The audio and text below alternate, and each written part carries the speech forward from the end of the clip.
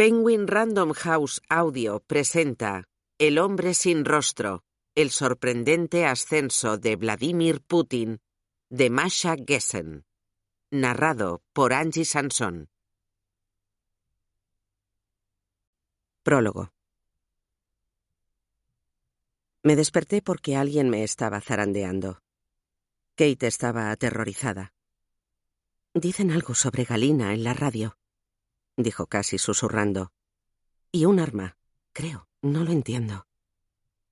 Salí de la cama y llegué a trompicones a la diminuta cocina, donde Kate había estado preparando el desayuno y escuchando Echo Mosby, la mejor emisora de noticias y tertulias de la radio rusa.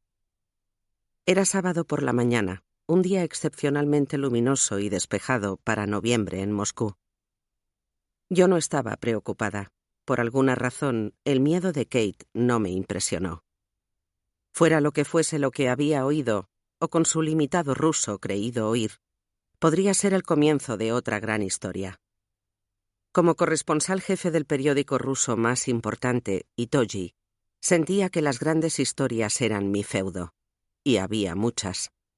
En un país que se estaba inventando a sí mismo, cada ciudad, cada familia, incluso cada institución, era en cierto sentido un territorio por explorar. Era el año 1998. Desde principios de los años 90, prácticamente todo lo que había escrito era algo que nadie había contado antes. Pasé la mitad del tiempo fuera de Moscú, viajando a zonas en conflicto y minas de oro, orfanatos y universidades, aldeas abandonadas y florecientes pueblos petroleros, escribiendo sus historias. A cambio, la revista, que era propiedad del mismo magnate que Echo Mosby y era financiada por él, nunca cuestionó mi extravagante calendario de viajes y, con frecuencia, publicó mis historias en su portada. Dicho de otro modo, yo era uno de esos jóvenes que lo habían conseguido todo en los años 90. Mucha gente mayor o más joven que yo pagó un precio muy alto por la transición. La generación anterior perdió sus ahorros a causa de la hiperinflación y sus identidades tras la destrucción de todas las instituciones soviéticas. La generación posterior estaba creciendo a la sombra del miedo y, a menudo, el fracaso de sus padres. Pero yo tenía 24 años cuando la Unión Soviética se hundió, y en los años 90, mis compañeros y yo nos habíamos dedicado a inventar nuestras carreras y lo que creíamos que eran las formas e instituciones de una nueva sociedad. Incluso cuando parecía que los delitos violentos se estaban convirtiendo en una epidemia en Rusia, nos sentíamos extrañamente seguros. Observábamos y a veces describíamos el mundo de Lampa sin llegar a sentir en ningún momento que pudiese afectarnos. Además, había ciertas cosas que solo podían ir a mejor. Yo acababa de comprarme un antiguo apartamento comunal ruinoso en pleno centro de Moscú y lo estaba renovando antes de mudarme a él, desde el piso que compartía con Kate, una editora británica que trabajaba para una publicación del sector petrolero. Me veía formando una familia en el nuevo apartamento.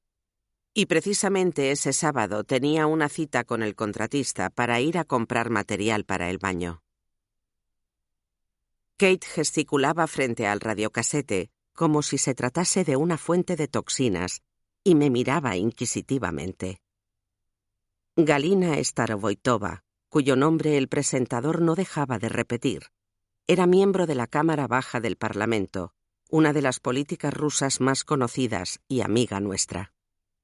A finales de los años 80, cuando el imperio se tambaleaba al borde del colapso, Starovoitova, que era etnógrafa, se convirtió en una activista prodemocracia y en la portavoz más destacada de la población de Nagorno-Karabaj, un enclave armenio en Azerbaiyán, envuelto en el primero de los muchos conflictos étnicos armados que marcarían la disolución del bloque del Este.